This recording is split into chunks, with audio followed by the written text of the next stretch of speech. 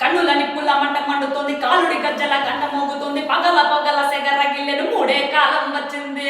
చుక్కలు నెలకు రాలిపోయే వేళ, దిక్కులు అన్ని పేలిపోయే వేళ, సింగపు నడకల సింగారి రూపాల మృత్యు వచ్చింది. మండేదన కళ్ళు చూసి సూర్యుడే చిన్న భోగ చెలరేగే వేగం చూసి సరయల్లే అదిరిపోదు, గొంతుకలే కోసి కోసి నెత్తుటేళ్లు పారిస్తోంది. లోకాలన్నీ భయంతోటి వణికిపోగా హోరు గాలిలాగా వచ్చరా, నిన్ను నరికి పోగులెట్ట వచ్చరా, ఆడ మగ కలిసి వచ్చరా, నిన్ను మింగి వేయ కాలికొచ్చరా.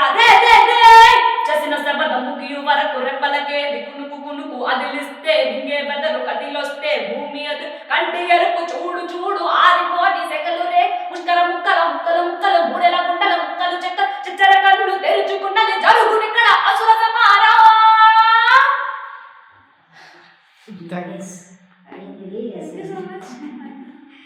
నిజంగా అసలు ఈ సాంగ్ ఊపిరి మాకే ఎప్పుడెప్పుడు ఆగిపోతే మధ్యలో గ్యాప్ తీసుకుంటారా అనిపిస్తున్నా.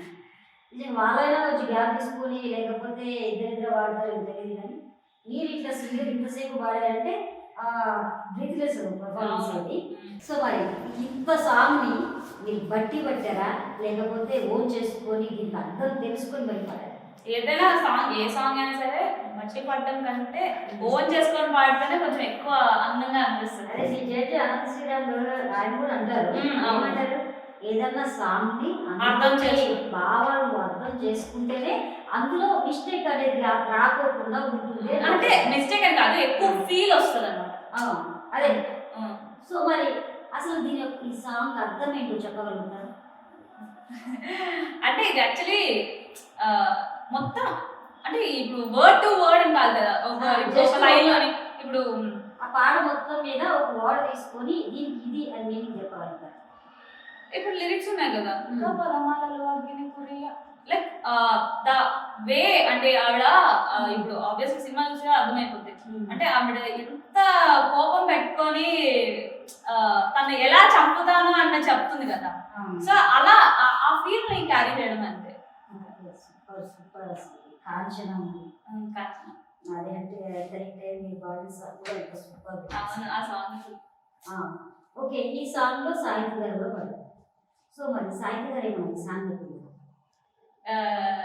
తను అంటే like she's very happy actually. అంటే అంత లిరిక్స్ అంత టెంపో కరెక్ట్ గా మార్చేసుకుంటూ పాడ, అంటే ఒక్క దగ్గర నేను మిస్టేక్ చేసా, బట్ మిగతాదంతా యూ క్యారీడ్ ద మూడ్ అని చెప్పి. ఈవెన్ అంటే శ్వేత మ్యామ్ కూడా లైక్ స్టార్టింగ్ ఒక మిస్టేక్ చేసినా కూడా లైక్ మిగతాదంతా ఆ మూడ్ ని క్యారీ చేసాం అని చెప్పి అన్నారు అనమాట. ఓకే.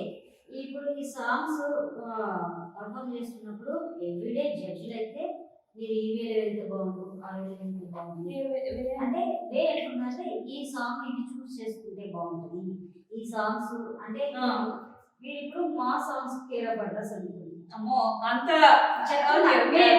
వే ఆఫ్ సింగింగ్ అనేది మొత్తం అక్కడే ఉంటుంది. మా సాంగ్స్ కి ఫోక్ సాంగ్స్ కి ఆ వాయిస్ బేస్ అనేది బాగా సూటబుల్ అని చెప్పేసి మనం అనుకోవచ్చు.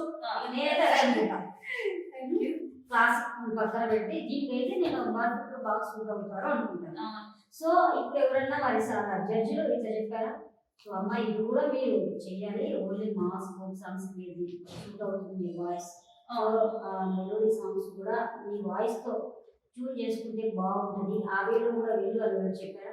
బేసికల్లీ నేను ఆ ఛాన్స్ వాళ్ళకి ఇవ్వలేదు కదా. నేను ఫస్ట్ ఎండ్ రౌండ్ లో ఆబ్వియస్లీ సెలబ్రేషన్ రౌండ్ ఒకటి, ఫస్ట్ ఆబ్వియస్లీ సెలబ్రేషన్ రౌండ్, దాని తర్వాత మాస్ రౌండ్ ఆబ్వియస్లీ మాసే పడతాం.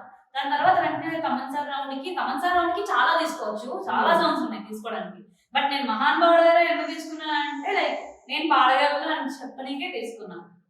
లైక్ ఇది కూడా నా వాయిస్ లో బాగుంటుంది అని చూపించడానికి తీసుకున్నా. సో వాళ్ళకి ఛాన్స్ ఇవ్వలేదు, బట్ చెప్తూ ఉంటారు నువ్వు క్లాసికల్ ఇంకా ఎక్కువ నేర్చుకుంటే ఫ్యూచర్ లో బాగుంటది అని చెప్పేసి చెప్పారు. చాలా మొత్తం ఎంత మంది కంటెస్టెంట్స్ తీసుకున్నారు ఈ సూపర్ సింగర్ కి? మెగా ఆడిషన్స్ లో అయితే మెగా ఆడిషన్స్ వచ్చిన వాళ్ళు 20 మెంబర్స్, దాంట్లో టాప్ 16 తీసారు.